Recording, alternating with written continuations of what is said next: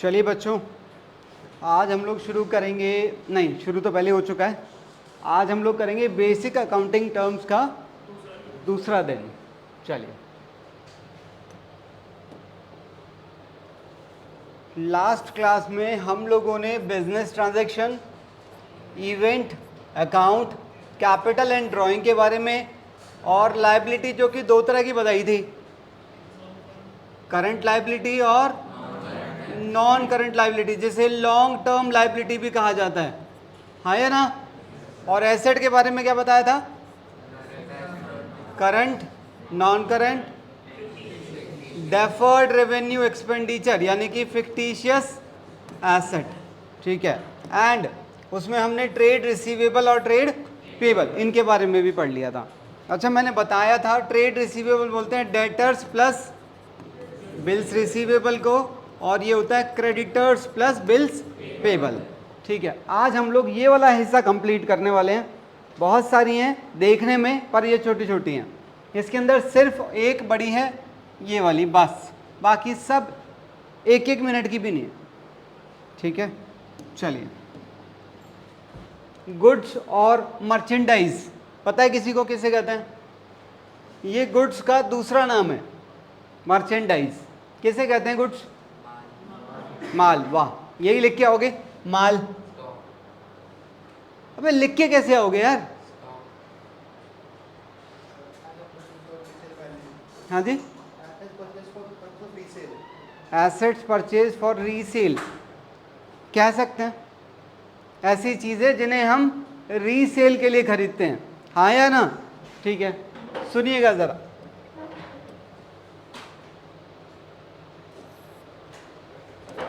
हाँ जी, to differentiate between goods and asset one need to know the nature of the business. अगर मैं ऐसे ही कह दूं ना कि माल क्या है, तो ऐसे नहीं बता सकते। माल क्या है ये जानने के लिए आपको पहले क्या जानना पड़ेगा कि हमारे बिजनेस का नेचर क्या है। जैसे कि अगर मैं एक फर्नीचर का डीलर हूं, तो मेरे लिए ये सब चीजें क्या है? हाँ जी, अबे चेयर और सोफा और अलमीरा ये मेरे लिए क्या है? गुड्स हैं, क्योंकि मैं ये बेचने के लिए खरीद रहा हूं। पर अगर फर्नीचर का डीलर क्या खरीदे, तो वो उसके लिए क्या है? वो एसेट है। अब जैसे कि अगर मैं बात करूं प्रॉपर्टी डीलर की, अगर प्रॉपर्टी डीलर क्या खरीदे? प्रॉपर्टीज खरीदे, तो वो उसके लिए क्या है? पर अगर वही property dealer car, office, fan, AC ये सब क्या है उसके लिए? एसेट्स हैं। तो बेटे आपको गुड्स और एसेट जानने से पहले क्या जानना पड़ता है? नेचर ऑफ बिजनेस जानना पड़ता है, ठीक है ना। अगर मैं एक पिज्जा स्टोर वाला हूं, तो chair, table, AC, fan, stove ये सब मेरे लिए क्या है?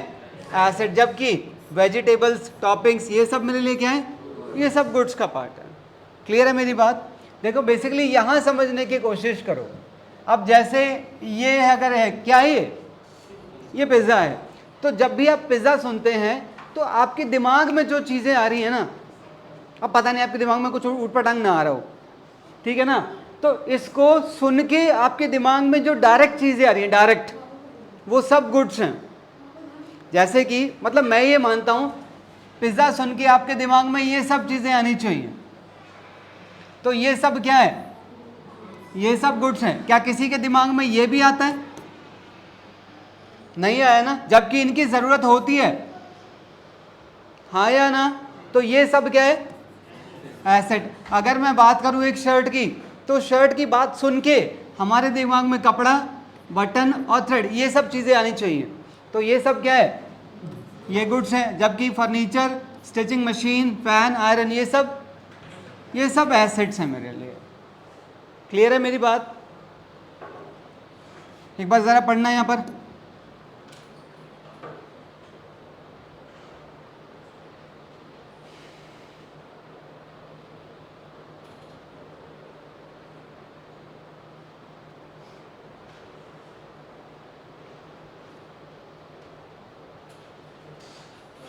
ठीक है ना, चलो जरा अगला मुद्दा क्या है? कैपिटल एक्सपेंडिचर, रेवेन्यू एक्सपेंडिचर और डेफर्ड रेवेन्यू एक्सपेंडिचर। अभी हमें इन तीनों के बारे में पढ़ना है और हम इकट्ठा इनके बारे में पढ़ने वाले हैं, ठीक है। उसके आगे रहेगा कैपिटल रिसिट और रेवेन्यू रिसिट। आइए ज़रा, आपको ये वाली स्लाइड याद होगी, ये मैंने पहले भी आपको कराई थी, सेम स्लाइड जर्नल के अंदर कराई थी मैंने। सुनो, आपने मोबाइल फ़ोन खरीदा, जर्नल एंट्री नहीं चाहिए मुझे, ये किस टाइप का खर्चा है? ये कैपिटल नेचर का खर्चा है। कैपिटल नेचर का खर्चा ऐसा खर्चा जिसके फायदे आपको लंबे समय तक मिलते हैं, जो कभी कभार होते हैं। जब आप इसकी एंट्री डालोगे तो आप एंट्री वैसे डालोगे क्या? मान लो आपने एंट्री डाली mobile phone account debit to cash. अच्छा, यहां आपके फोन का डिस्प्ले टूट गया तो आप डिस्प्ले ठीक कराओगे, एंट्री क्या डलेगी? क्या मोबाइल फोन डेबिट होगा? नहीं, रिपेयर डेबिट होगा। तो ये कौन से नेचर का खर्चा है? ये रेवेन्यू नेचर का खर्चा है। और ये खर्चा, ये कैपिटल नेचर का खर्चा है। कैपिटल नेचर खर्चा मतलब ऐसा खर्चा जिसके होने से किसी एसेट का जन्म होता है। नहीं समझे? ऐसा खर्चा जिसके होने से एसेट का जन्म होता है उसे कैपिटल नेचर का खर्चा कहते हैं। और अगर किसी खर्चे के होने से किसी एसेट का एग्जिस्टेंस नहीं बढ़ रहा है, उसका जन्म नहीं हो रहा है, तो वो नॉर्मल यानी कि रेवेन्यू नेचर का खर्चा है। ठीक है ना? चलिए ज़रा, अब जैसे मैं कह रहा हूँ यहाँ आपके फ़ोन की बैटरी ख़राब हो गई और ये वही बैटरी है जो इसके अंदर लगी हुई है, आपने सेम लगवाई, तो ये खर्चा रिपेयर में डेबिट होगा। तो ये कौन से नेचर का खर्चा है? रेवेन्यू नेचर का। इसके अंदर जो बैटरी थी वो आपको कितना बैकअप देती थी?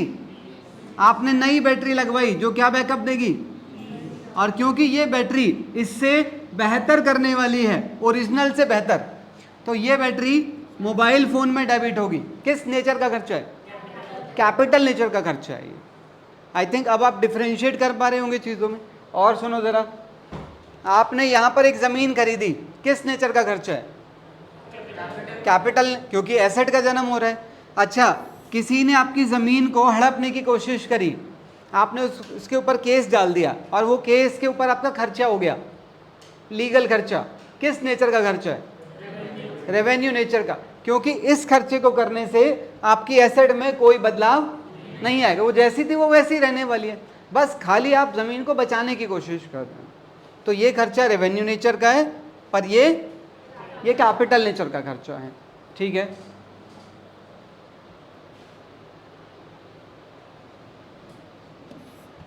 आपने एक मशीन खरीदी, किस नेचर का खर्चा है? अच्छा, अभी तक जो हमने एक दो स्लाइड पढ़ी उनके हिसाब से आपको क्या लगता है कैपिटल नेचर का खर्चा क्या है और रेवेन्यू नेचर का खर्चा क्या है? बताओ, कैपिटल खर्चा कौन सा है? जिससे एसेट का जन्म होता है, अभी तक मैंने ये बोला था ना। और रेवेन्यू जिससे एसेट का जन्म नहीं होता है। अब इसमें थोड़े से चेंजेस कर रहा हूँ, स्टेप वाइज सुनना जरा। क्या इससे किसी एसेट का जन्म हो रहा है? बिल्कुल। तो ये अब सुन लेना, कैपिटल खर्चा वो होता है जिसकी वजह से कोई एसेट हमारे पास आती है या फिर हमारी एसेट में कोई इम्प्रूवमेंट होती है, या फिर खर्चे जब तक मेरी एसेट यूजेबल नहीं बन जाती। क्या क्या बोला मैंने? कैपिटल नेचर का खर्चा वो होता है जिससे कोई एसेट मेरी बनती है, यानी कि एक्वायर करने का खर्चा, उस एसेट को यूजेबल बनाने का खर्चा, और उस एसेट में कोई further improvement beyond standard. Improvement beyond, इसका क्या मतलब है? जैसी खरीदी थी अगर हम उससे बेहतर करने के लिए कोई खर्चा कर रहे हैं, ओरिजिनल से बेहतर, तो ये खर्चा कैपिटल नेचर का होता है। समझ आ गई ये बात? सुनना। हाँ जी, अब ये टैक्सेस लग गए खरीदने में, नहीं, this is also capital nature का खर्चा। अभी एसेट आपने खरीदी, टैक्सेस नहीं दोगे तो आपकी एसेट बनेगी ही नहीं, तो ये खरीदने के लिए ज़रूरी था। लाने के लिए इंश्योरेंस करवाया, कैपिटल नेचर का खर्चा। लाने के लिए ट्रक यूज़ किया, ट्रांसपोर्ट लग गया, कैपिटल नेचर का खर्चा। अनलोडिंग कराई, मशीन आ गई उतरवाने के लिए, कैपिटल नेचर का खर्चा। मशीन को लगाने के लिए ये बनाया, कैपिटल नेचर का खर्चा। मशीन आ गई है, उसको असेंबल करवाया, ये भी कैपिटल नेचर का खर्चा। अब मेरी एसेट रेडी टू यूज है। इसके बाद मशीन के ऊपर बिजली का bill, repairing, revenue nature, oiling greasing, revenue nature. बात समझ आई? अच्छा, पहले जो मशीन थी वो आपको पर डे 20 यूनिट बनाती थी। ठीक है, पहले वो आपको 20 यूनिट बनाती थी। अगर मैं इसका ये वाला पार्ट चेंज कर दूं, ठीक है ना, और यहां पर मार्केट में कोई नई टेक्नोलॉजी आ गई है जो आपको 30 यूनिट्स पर डे देगी, तो ये खर्चा कैपिटल नेचर का होगा, क्योंकि इंप्रूवमेंट इज बियॉन्ड स्टैंडर्ड। ठीक है ना? देखो, एग्जाम्पल करने से चीज़ें इतनी बेहतर हो जाएंगी कि थ्योरी अपने आप समझ आ जाएगी आपको। ठीक है, आइए ज़रा, आपने कार खरीदी, एसेट है, एसेट का जन्म हो रहा है, तो कैपिटल नेचर का खर्चा। ठीक है, पेट्रोल वगैरह का खर्चा, वाह अरे वाह, पेट्रोल डालने से कैपिटल नेचर का खर्चा कैसे हो गया रे? हैं? ये रेवेन्यू नेचर का खर्चा है।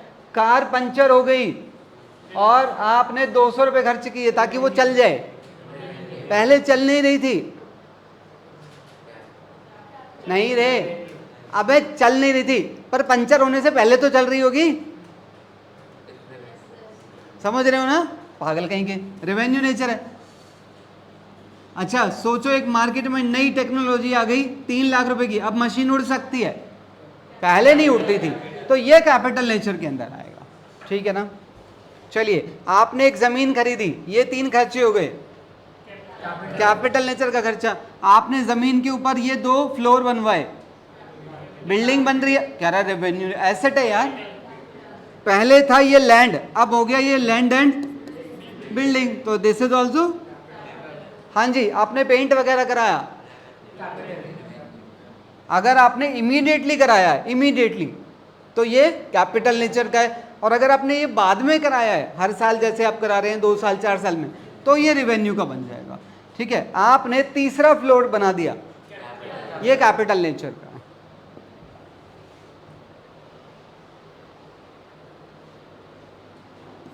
ये एग्जाम्पल भी मैंने आपको बताया था एक टॉपिक के अंदर, याद हो तो।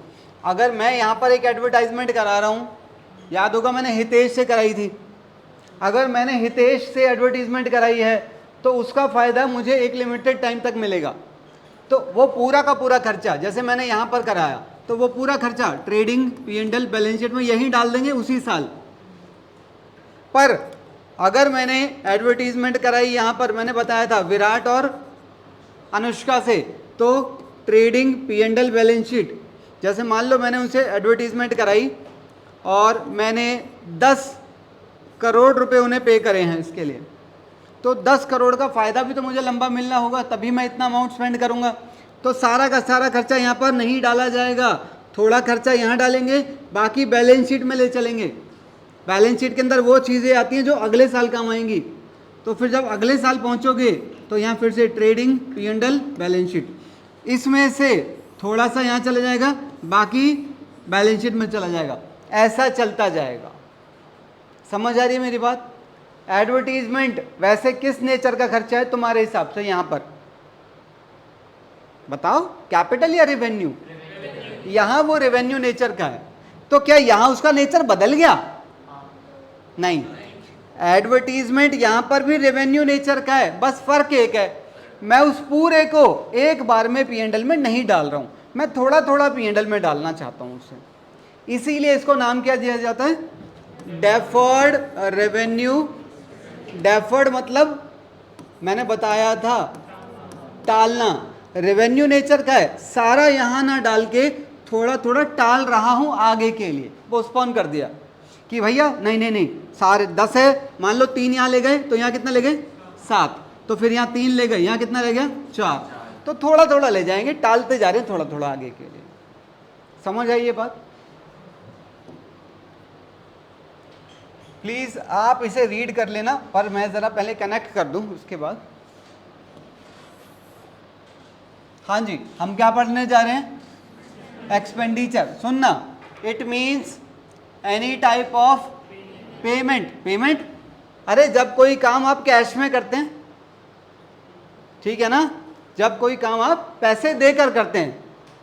और दूसरा फॉर द रिसिट ऑफ और इनकरिंग अ लायबिलिटी, ये कब, जब आप उधार में काम करते हैं। दो ही तो रास्ते हैं, या तो पैसे दे के काम कर लो या उधार पे काम कर लो। हाँ जी, it means any type of payment for the receipt of benefit और incurring a for the purpose of acquiring assets, goods और सर्विसेज। एक्सपेंडिचर को 3 हिस्सों में बांटा जाता है, रेवेन्यू एक्सपेंडिचर, कैपिटल एक्सपेंडिचर और डेफर्ड रेवेन्यू। डेफर्ड रेवेन्यू के दूसरा नाम फिक्टिशियस। सुनना, रेवेन्यू एक्सपेंडिचर वो होते हैं जो बार बार होते हैं, और कैपिटल एक्सपेंडिचर वो होते हैं जो बार बार नहीं होते हैं, और ये वो होते हैं जो ये भी बार बार नहीं होते, बस इनको थोड़ा थोड़ा P&L में डाला जाता है। ठीक है ना, जरा पढ़ना शुरू करो। देखो आपको पता है, मैंने भी बताया था, ये वो खर्चे हैं जो ट्रेडिंग में या P&L में डाले जाते हैं, हाँ या ना। जैसे मान लो आपका कोई खर्चा हुआ, तो आप उसे ईयर के एंड में कहाँ डाल देते हो, P&L में। तो देखो नीचे क्या लिखा हुआ है, shown on the debit side of trading and P&L। और ये कौन से फिर, हाँ ये तो बेसिकली एसेट है, तो ये देखो ये कहाँ जाते हैं, ये क्या है, ये है तो रेवेन्यू नेचर के, पर ये बैलेंस शीट में भी नजर आते हैं, तो इसीलिए देखो ये P&L में भी जाते हैं, तो बैलेंस शीट में थोड़ा दिखाई देते हैं। ठीक है, अब आप इसे पढ़ सकते हैं।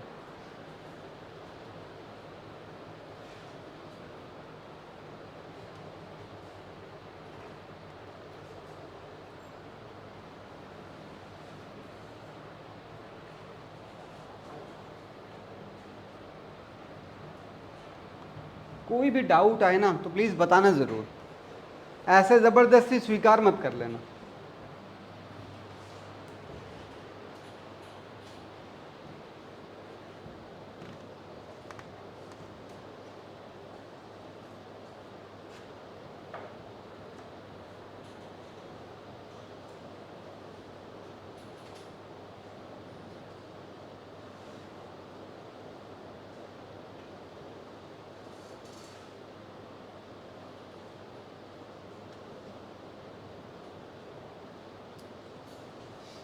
ये दो शब्द देख रहे हैं आप जो ऑरेंज में लिखे हैं, उधर और इधर, दोनों में बहुत ही हल्का सा डिफरेंस है, पर कह बहुत कुछ रहे हैं।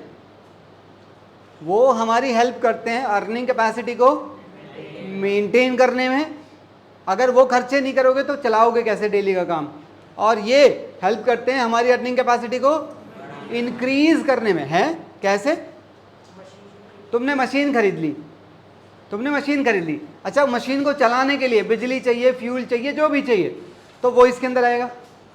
पर अगर आप अपने आप को और बढ़ाना चाहते हो तो आपको और मशीनरी खरीदनी पड़ेगी ना, तो वो इसके अंदर आता है, और मशीन खरीदना।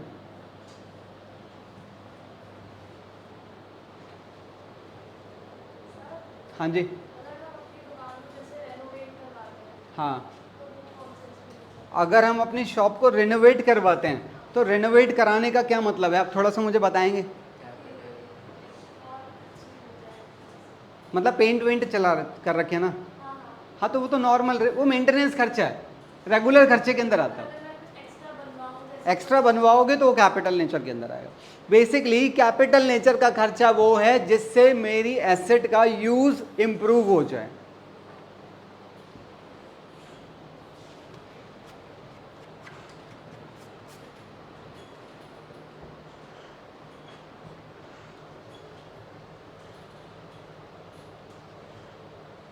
अगर आप लोग क्वेश्चन पूछते रहते तो क्लास थोड़ी सी जिंदा रहती है।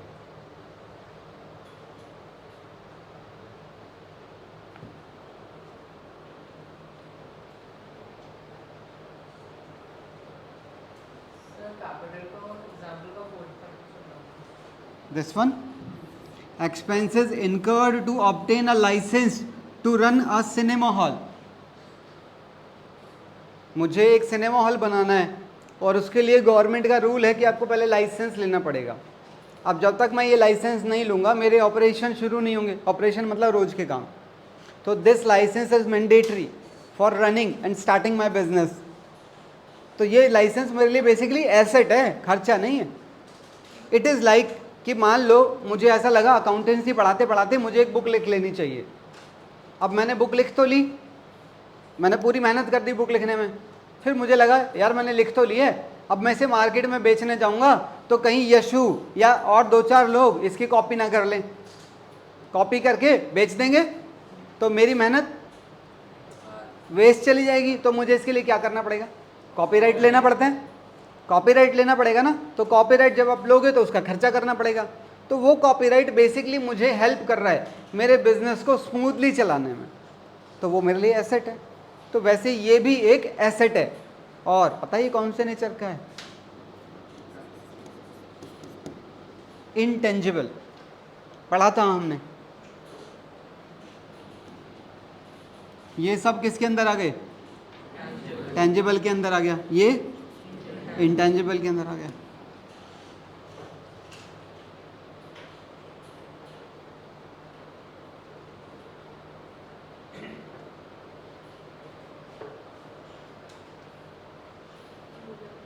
चलें क्या? कोई डाउट नहीं? चलिए, हाँ जी, अगला है कैपिटल रिसिट और रेवेन्यू रिसिट। बिना आगे जाए आप अपना दिमाग लगाओ। रिसिट एक्सपेंडिचर में पैसे जाने की बात हो रही थी, इसमें पैसे आने की बात होगी। सोचो ज़रा, खुद दिमाग लगाओ। एग्जाम्पल से बात करते हैं, बेस्ट तरीका रहेगा। सोचो सोचो, मुझे अगर मैं अपने यहाँ की बात करूँ, मुझे बच्चों से फीस मिल रही है, बताओ वो क्या है? रेवेन्यू, क्योंकि रेगुलर बेस का है, हाँ या ना? अच्छा, अगर मैं अपना एसी बेच दूं तो पैसे तो आएंगे, वो कैपिटल नेचर का है। अच्छा, अगर मैं बैंक से लोन लेने चला जाऊं, रेवेन्यू, इनकम है क्या? रेवेन्यू मतलब इनकम वाली चीज़ है। क्या लोन इनकम है? इनकम वो होता है जो कमा लिया और हमारा हो गया। क्या लोन हमारा हो गया?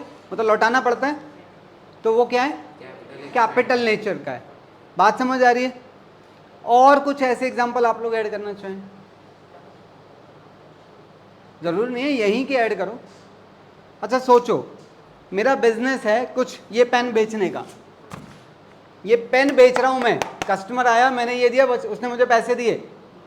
Cell of goods, revenue nature, ठीक है। दूसरा, यशु आया, यशु भी कस्टमर है, पेन ले गया, मैंने पैसे, कह रहा मैं बाद में दे जाऊंगा, आज नहीं दे गया, माल तो बिक गया, तो आज तो कोई रिसिट है।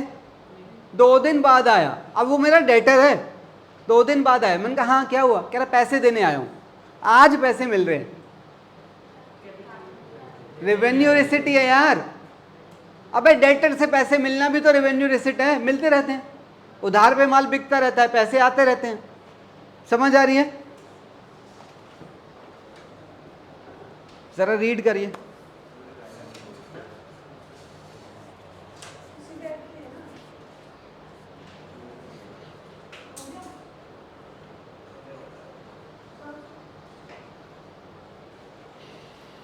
अच्छे से रीड करो।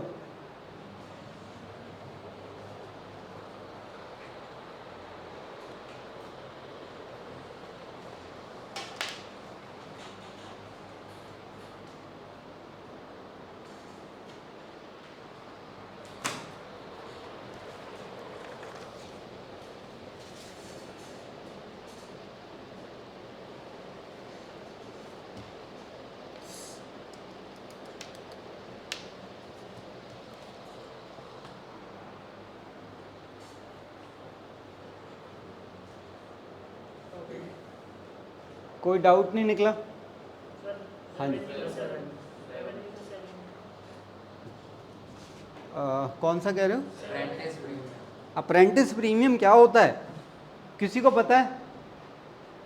सुनो, अच्छा जैसे मान लो तुम पढ़ लिखे, पूरा हो गया, तुम्हारी पढ़ाई पूरी हो गई, उसके बाद आपको कोई काम सीखना है, किसी भी कंपनी का कुछ काम सीखना है, तो जनरली कंपनियों के पास आप पहुँचे कि जी हमें ट्रेनिंग लेनी है आपके यहाँ से, तो कंपनी वाले आपको पैसे देंगे कि आपसे पैसे लेंगे? दोनों केस हो सकते हैं।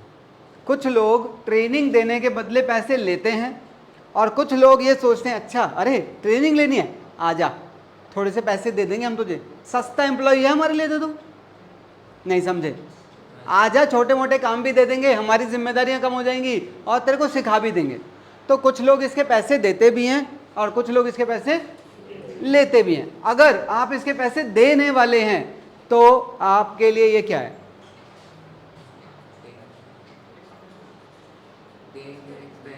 अगर आप ट्रेनिंग के पैसे देते हैं तो वो आपके लिए क्या है?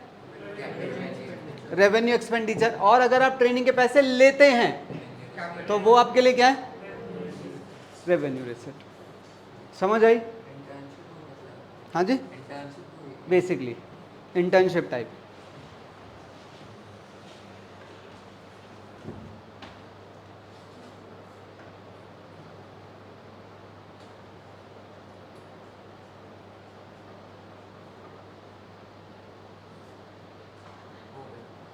चले आगे। ये इसका कंक्लूजन है दोनों टॉपिक्स का, रेवेन्यू और एक्सपेंडिचर। देख लो एक बार, सारा ओवरऑल देख लो, 2 मिनट लगा लो, कोई बात नहीं।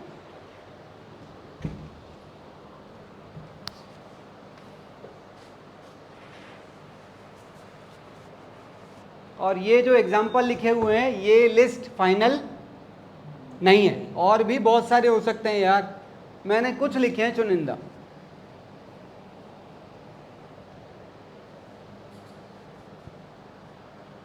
और जो नीचे लिखा है ये इनका कंक्लूजन है कि वो आइटम कौन सी फाइनेंशियल स्टेटमेंट्स को अफेक्ट करता है, ये लिखा हुआ है।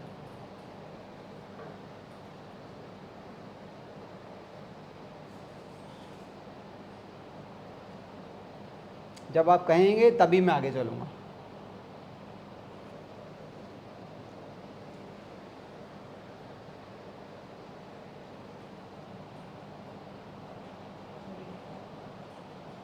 चलें? सारा पढ़ के तो वैसे आ पाए हैं, रुकना है? चलें आगे? चलिए। हाँ जी, अगला क्या है? डिस्काउंट। ज़माने हो गए तुम्हें ये पढ़े हुए। डिस्काउंट सब जानते हो तुम। तन्वी बताना क्या होता है?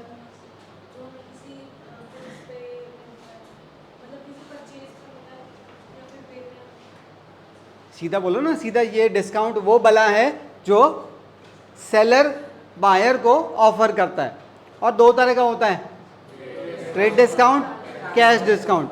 ट्रेड डिस्काउंट क्यों देते तुम्हें पता है? ताकि माल बिक जाए और सामने वाली पार्टी माल खरीदे और ज़्यादा खरीदे, क्योंकि उसे प्रॉफिट कमाना है। और कैश डिस्काउंट हम इसलिए देते हैं ताकि पैसा जल्दी आ जाए। पढ़ो।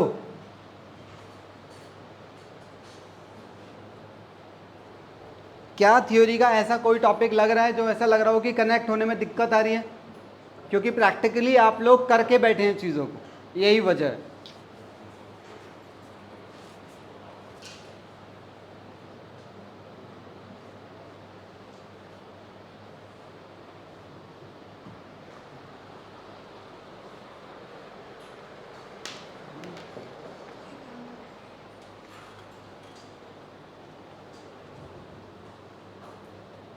अबे हो गया होगा रे, ये कोई ऐसा टॉपिक नहीं है, भाव नहीं देने का है।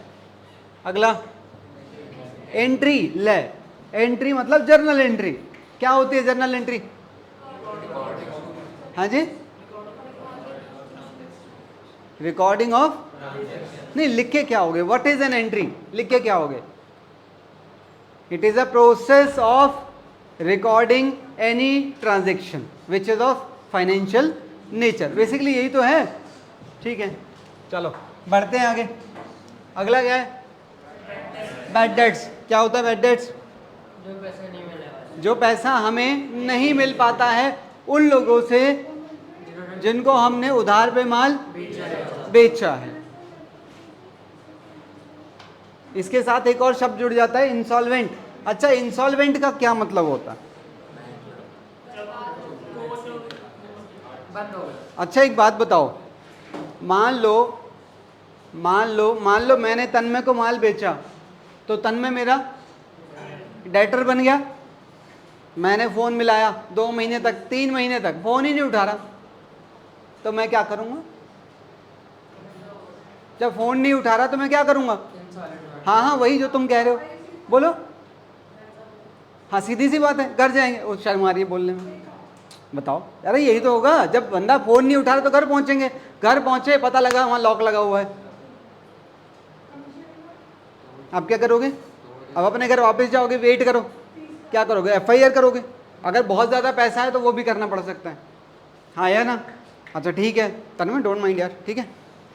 अच्छा, उसके बाद हमें पता लगा, मार्केट में खबर आई कि तन्मय की फाइनेंशियल हालत खराब है।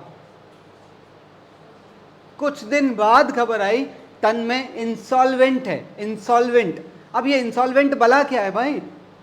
ऐसा बंदा जिसकी लाइबिलिटीज उसकी एसेट से ज़्यादा है, उसके पास हैं 100 रुपये पर उसने देने हैं 200 रुपये, तो वो इंसॉल्वेंट है, उसकी जान को खतरा है।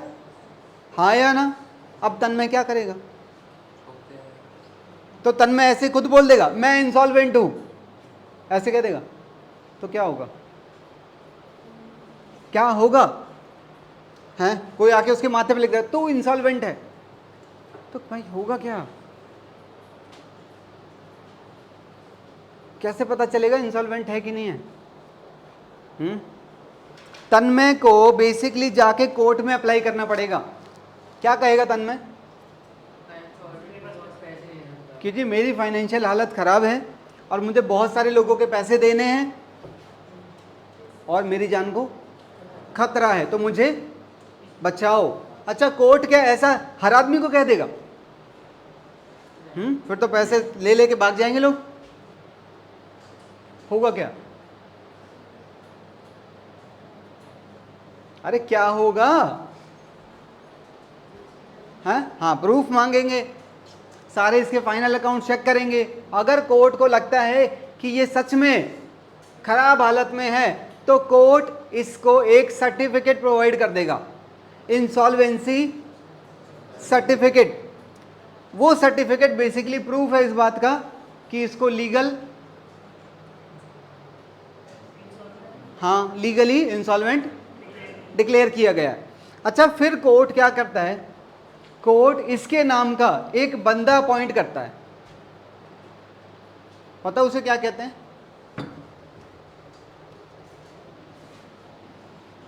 कोर्ट इसके नाम का एक बंदा अपॉइंट करेगा, ऑफिशियल रिसीवर। इस बंदे का काम क्या है? जैसे मान लो तन्मय से मुझे पैसे लेने हैं और हितेश को पैसे लेने हैं और किसी बैंक को भी पैसे लेने हैं, तो होगा क्या? तो कोई भी बंदा सीधा जाके तन्मय को अप्रोच नहीं करेगा, कोई नहीं जाएगा इसके पास। जिसको भी पैसे लेने हैं वो कहाँ जाएगा?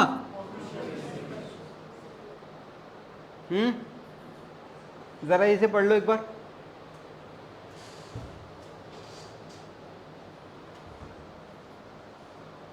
मतलब इतनी कहानी आपको सुनाने की जरूरत नहीं है, पर आपको ये पता होना चाहिए बेसिकली।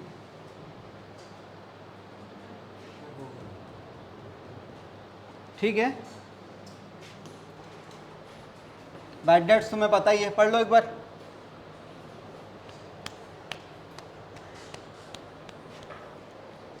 चलें, नेक्स्ट वन, रिसिट और एक्सपेंडिचर। आगे बढ़ो। एक्सपेंसेस क्या होता है? खर्च। खर्चा तो होता है, लिखोगे क्या? खाली लिखोगे खर्चा। तो तुम्हें क्या लग रहा है, तुमसे पेपर में ये उम्मीद की जा रही है कि तुम खर्चे की, एक्सपेंसेस की हिंदी लिखाओ? खर्चे को यानी कि एक्सपेंस को लिखोगे क्या? एक्सपेंस की सबसे बड़ी खासियत यह है कि उसके नाम में ही उसका मीनिंग है। बोलो ना।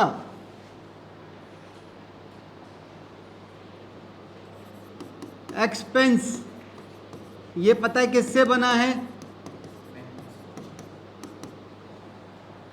एक्सपायर, इससे ये शब्द बना है एक्सपेंस। खर्चे की सबसे बड़ी खासियत ये होती है कि उसकी लाइफ नहीं होती है।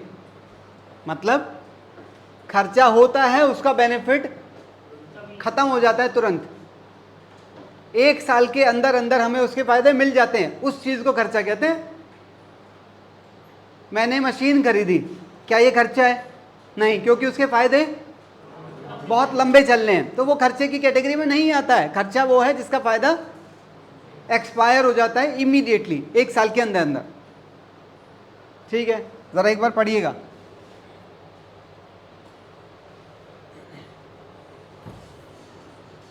Expense is the amount spent by in the process of, जो हम कमाने के लिए खर्च करते हैं बेसिकली। ठीक है ना? In other words, expense is the cost of use of things or services, or we can say expense is an amount spent in order to produce and sell goods and services। और ये basically एक खर्चे की characteristics हैं। Value of an expense expires during same accounting period. Expenses are, खर्चे वो होते हैं जिन्हें हम खुद करते हैं, और वो कभी अपने आप नहीं होते। Expenses are charge to trading and, ये काफ़ी है मतलब इतना बताने के लिए मेरे हिसाब से। बाकी और पढ़ना है पढ़ लो। ये खर्चों के एग्जांपल हैं, सैलरी, रेंट, कमीशन, डेप्रिसिएशन, बहुत सारे हैं। मतलब लिखने के लिए बहुत सारी चीज़ें हैं। खर्चे के फीचर लिख दो, खर्चे का मीनिंग लिख दो, खर्चे के एग्जाम्पल लिख दो। ऐसा थोड़ी है 6 नंबर में पूछेगा, ये पूछ ले वही बहुत बड़ी बात है इसे तो, कि बताओ खर्चा क्या है। अब तुझे भी पता है, मुझे भी पता है खर्चा क्या है, तो ज़्यादा से ज़्यादा पूछेगा तो 2 नंबर लास्ट है, मैंने कहा ना, तो 2 से नीचे 1 ही आता है ना बेटा। चलें आगे। आइए, अगला है इनकम। इनकम ये क्या होती है भाई? हाँ, तुम खुद ही पढ़ लो यार, मैं क्या पढ़ाऊँ इसे।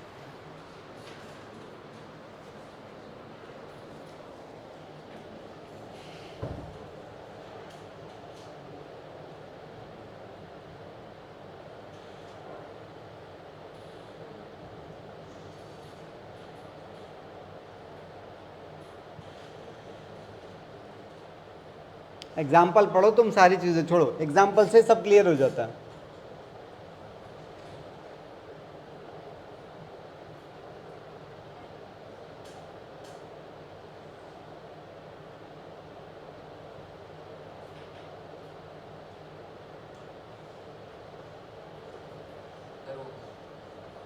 ठीक है, चलो। 2 लाख एक्सपेंस कैसे हुआ? क्योंकि 2 लाख रुपए कॉस्टिंग का माल है, तो कॉस्ट है ना माल का, खरीदने का खर्चा, जिसे आप परचेजेस में डेबिट करते हैं।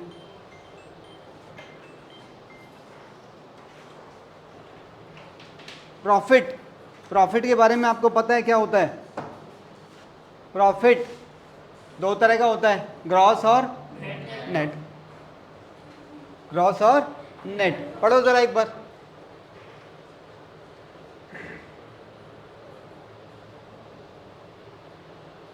अगर टोटल रेवेन्यू में से टोटल खर्चे हटा दूं तो क्या मिलता है? प्रॉफिट, जो कि 2 तरह का होता है, ग्रॉस और नेट।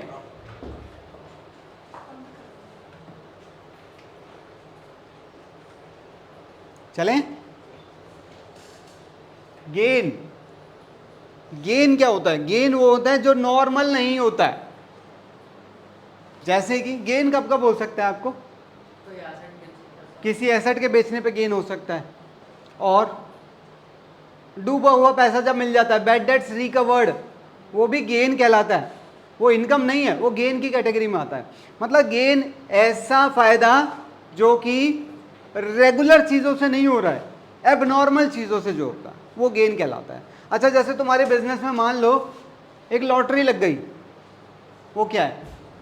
वो भी गेन की कैटेगरी में आता है। ठीक है ना? पढ़ो जरा एक बार।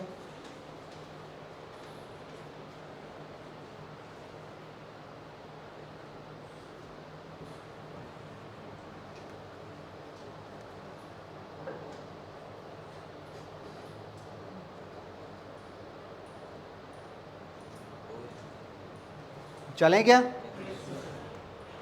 लॉस। अच्छा, लॉस के 2 मतलब हैं।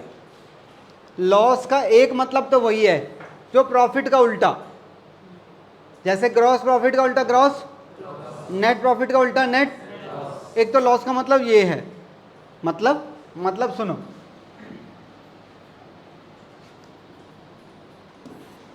जैसे मैंने बोला कि लॉस के दो मीनिंग है। जब हम लॉस को किसके रिवर्स में चेक करते हैं, प्रॉफिट के रिवर्स में, तो फिर लॉस का मतलब क्या है, जब आपके टोटल रेवेन्यू कम हो, टोटल, और लॉस का एक मीनिंग गेन के कंपैरिजन में देखा जाता है।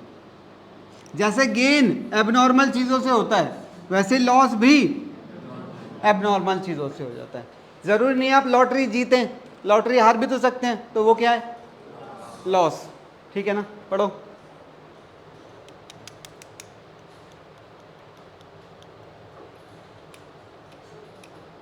चलें, लॉस तक पढ़ लिया। अगला क्या है, स्टॉक एंड, क्या जानते हैं आप लोग स्टॉक या इन्वेंट्री के बारे में? जो माल हमने खरीदने के लिए बेचा हो, बेचने के लिए खरीदा हो, वो स्टॉक है, वो तो परचेज देते हैं।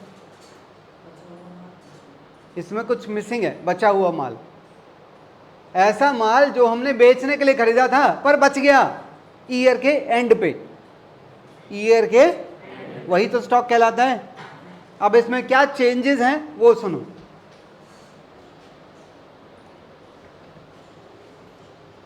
डिपेंड करता है कि तुम्हारा बिजनेस क्या है। जैसे ये है, अब तुम देख रहे हो ये क्या कर रहा है, अबे क्या कर रहा है ये, हाँ, तो ये क्या कहलाता है, अबे मैन्युफैक्चरर है, मतलब ये कुर्सियां खुद बनाता है, तो कुर्सी बनाने के लिए इसे क्या चाहिए, हाँ, तो ये इसके लिए क्या है, परचेज परचेज परचेज, पर ये क्या है, सेल। अब बताओ ईयर एंड हो गया, इसका माल किस शेप में बचेगा, इसका माल या तो इस फॉर्म में बचेगा, हाँ या ना, इसे बोलते हैं, या फिर हो सकता है कुर्सियां जो बना तो लिए बिकी नहीं है उन्हें बोलते हैं, और कुछ ऐसा भी तो हो सकता है कुर्सियां जो बन रही थी अभी बनी नहीं थी फिर भी बच गई, हाँ या ना। अच्छा, जो रॉ मटेरियल होता है उस पर डिग्री ऑफ कंप्लीशन, मतलब ये क्या है, डिग्री ऑफ कंप्लीशन, अरे जिसके ऊपर माल बनाना शुरू ही नहीं हुआ है, ऐसा माल जैसा खरीदा था वैसा ही बच गया, और ये वाला माल कंप्लीट बन चुका है, बस बेचना बाकी है, तो डिग्री ऑफ कंप्लीशन 100% है। और ये वो माल है जिसमें डिग्री ऑफ कंप्लीशन इससे ज्यादा पर इससे कम है। तो आज से क्या कहोगे, मैन्युफैक्चरर का माल 3 फॉर्म में बच सकता है। मैन्युफैक्चरर का माल हो सकता है रॉ मटेरियल की फॉर्म में बच जाए, हो सकता है वर्क इन प्रोग्रेस में बच जाए, या हो सकता है फिनिश गुड्स में बच जाए। क्लियर है?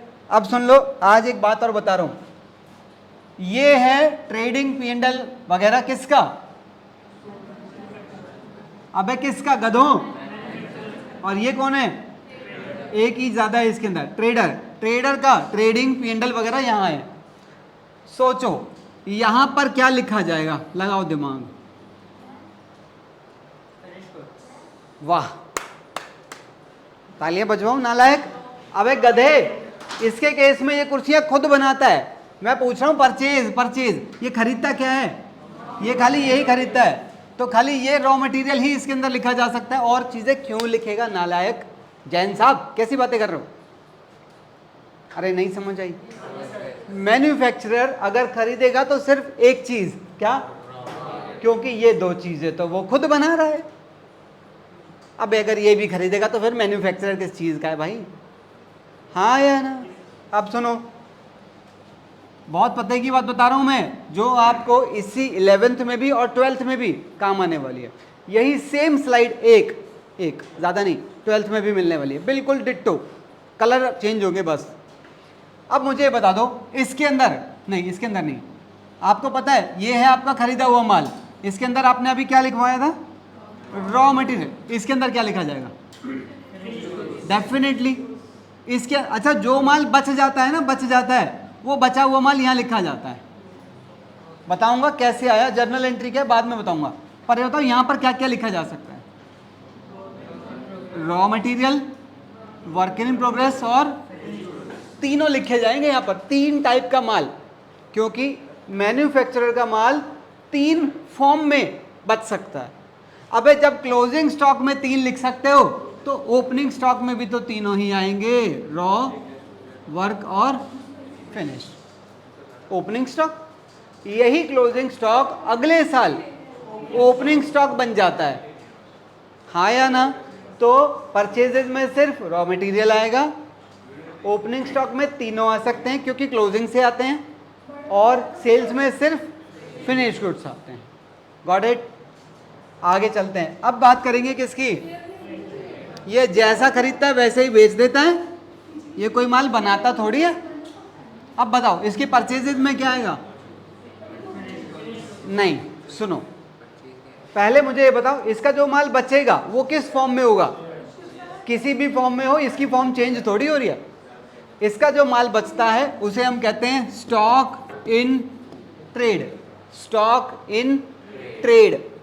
तो ये खरीदता भी किस फॉर्म में है? बचेगा भी, बिकेगा भी, तो ओपनिंग स्टॉक भी यही होगा। Got it?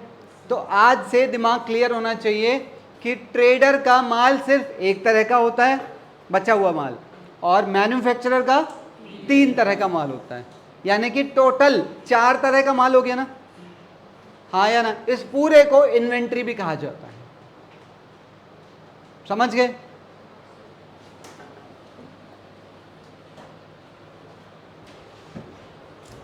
जरा एक बार ये पढ़ लो।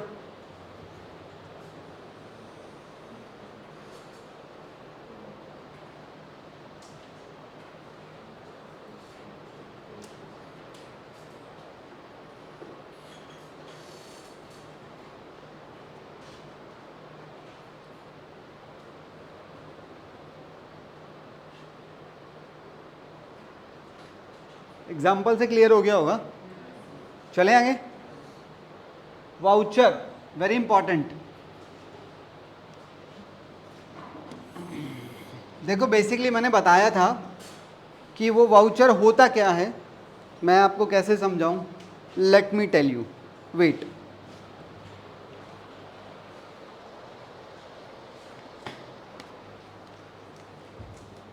देखो जब हम कोई चीज़ खरीद के लाते हैं, मान लो हम एक एयर कंडीशनर खरीद के लाए, तो उसके साथ हमें बिल मिला होगा।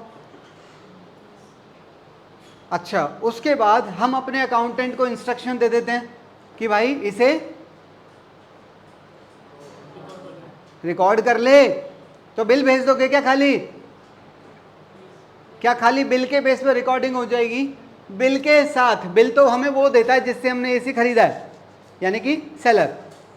बिल के साथ में हम एक कागज़, हमारे पास ऐसी एक पैड होती है, ठीक है ना, इसमें से एक पेज निकालते हैं, बताऊंगा इसे क्या, इसे बोलते हैं वाउचर पैड।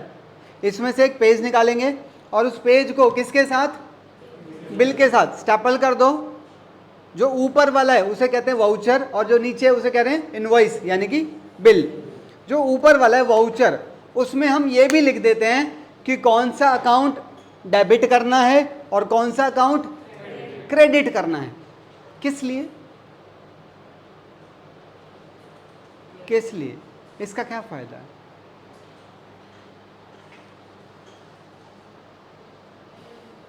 हम जो जर्नल एंट्री में करने वाले हैं वही काम इस कागज के ऊपर भी हम कर देते हैं, एक तरह से रफ वर्क कह लो चाहे।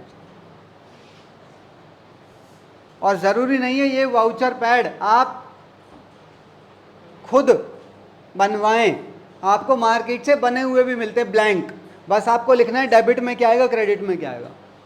मार्केट में मिलते हैं, मेरे पास भी है, पर्सनली मैं यूज़ करता हूँ। और ये पता है और कब काम आता है? जैसे मान लो आपने कोई ऐसा काम किया, आपको बिल ही नहीं मिला। होता है बहुत बार, छोटे मोटे खर्चों के बिल नहीं मिलते। चाय पी, सबको चाय पिलाई, नहीं मिला बिल। ऑटो से आए, रिक्शे से आए, नहीं मिला बिल। खर्चा तो हो रहा है, और बिजनेस में तो हर खर्चे का आपको बिल चाहिए, एविडेंस चाहिए रिलायबिलिटी लाने के लिए। अब कहाँ से लाऊं? तो ये वाउचर बिल का काम भी कर देता है वहीं पर। समझ आ रही है मेरी बात? तो वाउचर बेसिकली एक ऐसा डॉक्यूमेंट है जो मेरे ट्रांजैक्शन को रिकॉर्ड करने में मेरी हेल्प करता हूं। समझ आ रही है मेरी बात? जरा एक बार रीड करिए।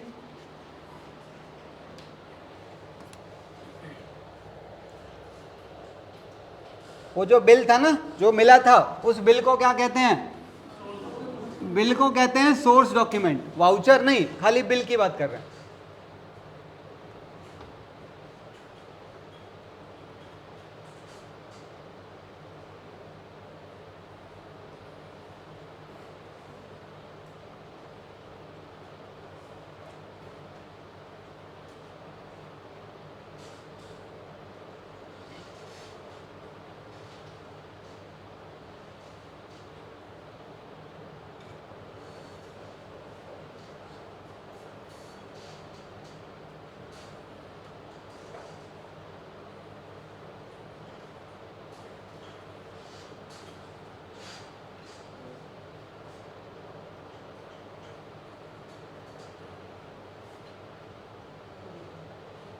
ठीक है, चलिए। परचेजेस और परचेज रिटर्न पढ़ लो एक बार फिर भी।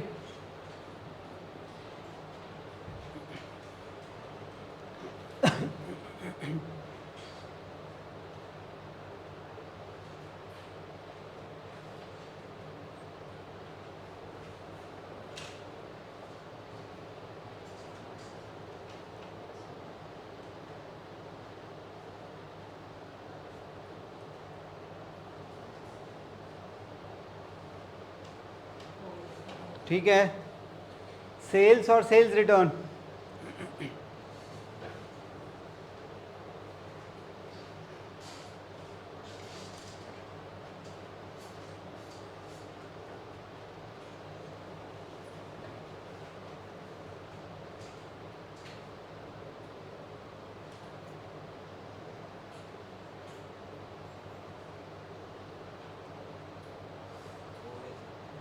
डन, बस चैप्टर इज ओवर।